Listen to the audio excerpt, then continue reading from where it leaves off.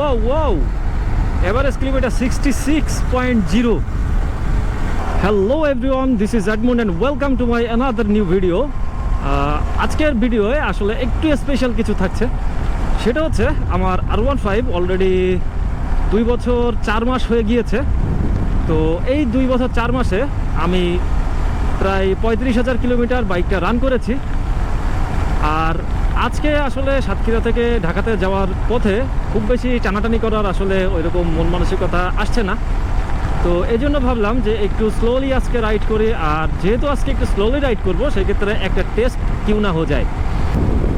আর আজকে টেস্টটা হবে মূলত আমাদের যে বাইকের মাইলেজ বা আমার 1 লিটার তেলে কত কিলোমিটার যেতে পারে, তো সেটার একটা আমরা তুলনা করব বা টেস্ট করব, ট্রাই করব, দেখি যে আসলে কতটুকু আমার বাইক এই 2.5 বছর পরেও যে কত মাইলেজ আমি পাচ্ছি।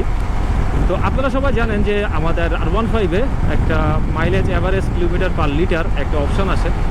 তো এইখান থেকে আমরা একটা আইডিয়া করতে পারি। অনেকে হয়তো বলতে পারে যে মিটারে আসলে অ্যাকচুয়ালটা নাও আসতে পারে, বাট আমি একটা জিনিস ট্রাই করেছি যে কিলোমিটার এবং ফুয়েল আমি দুইটা ফিজিক্যালি লিখে রেখে দেন আমি মিটারের সাথে মিলিয়েছিলাম। তো এটা অলমোস্ট সেমই আসে, হয়তো 0.2 বা 5 কম বেশি হতে পারে, কিন্তু কিলোমিটারটা মোটামুটি সেমই আসে। তো সেজন্য আজকে চিন্তা করলাম যে আজকে এই 2.5 বছর পরে আমার বাইক এখন কত কিলোমিটার করে যাচ্ছে 1 লিটার তেলে, এটা একটু টেস্ট করব। আর এই টেস্টটা করার ভিতরে আমি আসলে বাইকটা সর্বোচ্চ 65 থেকে 75 এর ভিতরেই আমি মূলত স্পিডটা ধরে রাখার চেষ্টা করব। তো এখন আমি আছি মূলত ভাটিয়াপাড়া। এই ভাটিয়াপাড়া থেকে একটু টি ব্রেক দিব, টি ব্রেক দিয়ে দেন আমি মাইলেজগুলো সব জিরো করব। জিরো করে দেন আমি ঢাকার উদ্দেশ্যে রওনা দিব। আর একদম হানি ফ্লাইওভার পর্যন্ত আপনারা জানেন যে এর ভিতরে ব্রেক করাকরির কোনো দরকারই নাই, বিকজ এই রাস্তাটা অনেক সুন্দর। তো এদিকে আমি ঢাকা যাব, তো টি ব্রেকটা দেওয়ার জন্য একটু ছায়ার দিকে দাঁড়াইতে হবে, যার কারণে এই খুলনার দিকে ঢুকলাম, কারণ ওই সাইডটা একটু রোদ আছে। তো ও সাইডটায় না দাঁড়িয়ে এই পাশটাতেই দাঁড়াবো।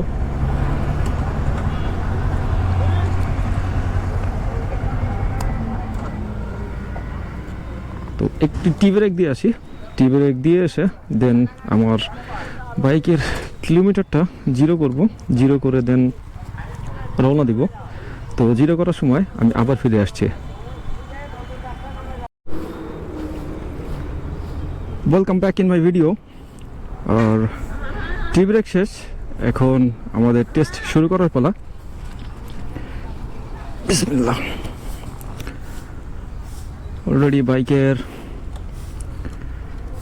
মাইলেজটা আমি আর জিরো করতে হবে।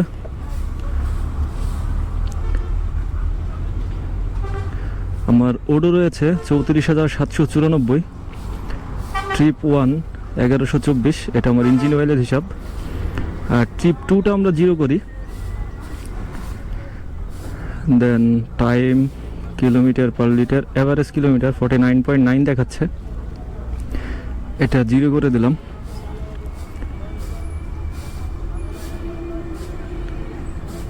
ট্রিপ 2তে আমরা ফিরে গেলাম।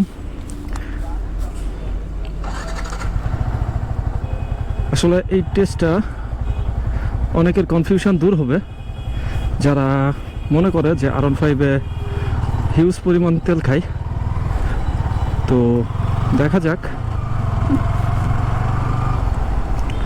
2.5 বছর পরে বাইকের মাইলেজ আমি কত পাই।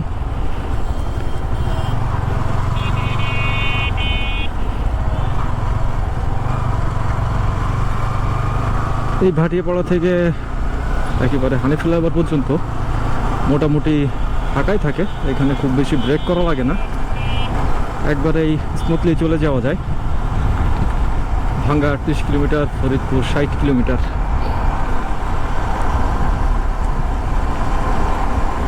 এই টেস্টে আমি আগেও বলেছি, এখনও বলছি যে আমার স্পিড আমি রাখার চেষ্টা করব 65 থেকে 75।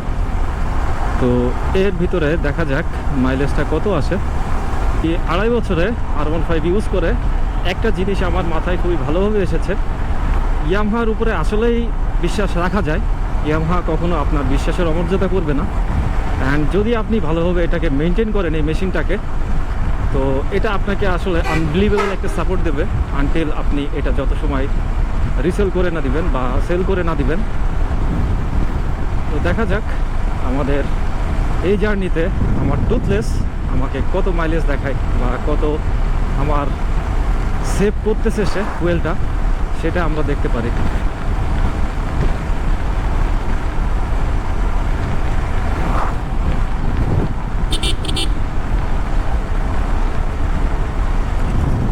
ট্রিপটোতে 2 কিলোমিটার হয়ে গিয়েছে, হয়তোবা আমার অ্যাভারেজ কিলোমিটারে চলে এসছে। অ্যাভারেজ কিলোমিটারে 59 দেখাচ্ছে এখন।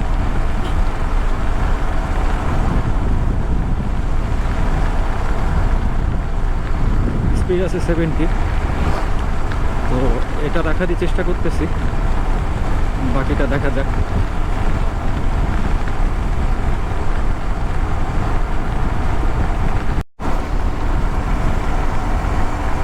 আমি অলরেডি 50 কিলোমিটার চলে এসেছি ভাটিয়াপাড়া থেকে।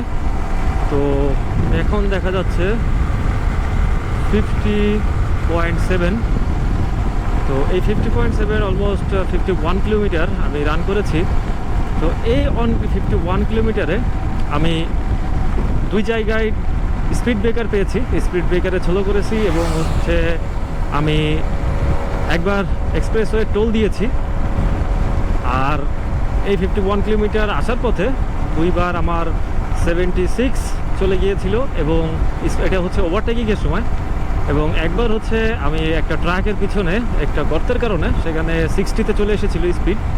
তো এই হচ্ছে টোটালটা ছিল। তো এছাড়া আমি হচ্ছে অন এভারেজ 71, 72 এবং 68, 69 এর ভিতরেই ছিলাম। তো আমরা যদি অ্যাভারেজ হিসাব করি সেক্ষেত্রে হয়তো বা 69 আমরা ধরতে পারি, যে 69 কিলোমিটার স্পিডে আমি হচ্ছে এই 51 কিলোমিটার চালাইলাম। তো লেটস চেক যে আসলে আমার অ্যাভারেজ কিলোমিটারটা কত দেখাচ্ছে।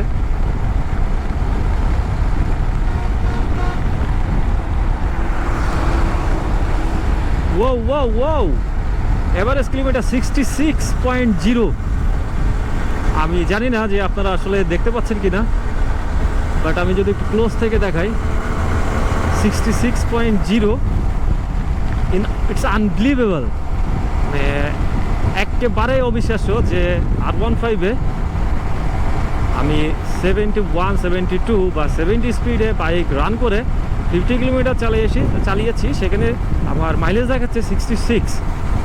অ্যাকচুয়ালি মানে বিলিভ আসলে এটা হওয়ারই কথা না, বিকজ একটা প্রিমিয়াম বাইক সেটা যদি 66 মাইলেজ দেয় সেক্ষেত্রে আসলে কমিউটার বাইকগুলো 35, 45, 40 এটা আসলে খুবই একটা অবিশ্বাসের বিষয়। But believe it's depend on you, but I swear and I am honestly speaking যে আমি বাইকটি এই 51 বা 52 কিলোমিটার এই 70 স্পিডেই চালিয়েছি। এবং এই 70 স্পিডে চালিয়ে আরও একটা জিনিস আসলে উপলব্ধি করতেছি যে সেম এক্সেলারেশনে আসলে বাইক রান করা কোয়াইট পেইন একটু। তো নো ইস্যু, আসলে আমি বাইকটাকে যে সুন্দরভাবে মেনটেন করেছি বা বাইক যে আমি আসলে খুব ভালোভাবেই চালিয়েছি, এটা হচ্ছে তার একটা প্রমাণ। বিকজ আমি time to time engine oil change বা জেনারেল সার্ভিস সেটা করে থাকি, এবং প্রতিবার ইঞ্জিন অয়েল চেঞ্জ করার সময় অবশ্যই আমি অয়েল ফিল্টার চেঞ্জ করি। দুইটা ইঞ্জিন অয়েল চেঞ্জ করার পরেই আমি এয়ার ফিল্টারটাও চেঞ্জ করি।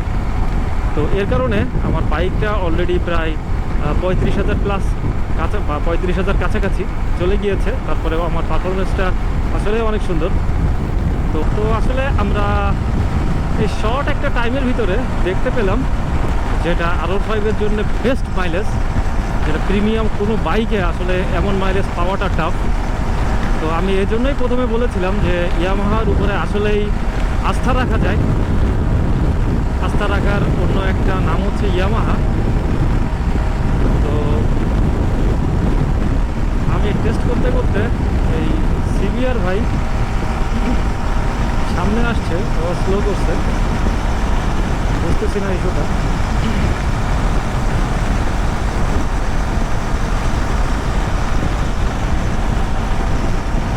তো এই ছিল আজকের আসলে টেস্ট। আর এই টেস্টে মোটামুটি দেখা গেলাম যে বাইকে বিশেষ করে R15-এ যাদের একটা কনফিউশন ছিল যে মাইলেজ খুব বেশি ভালো পায় না, তেল বেশি খায় বা সার্ভিস ভালো হয় না। তো আশা করি তারা এই ভিডিওটা দেখলে মোটামুটি ক্লিয়ার হতে পারবেন।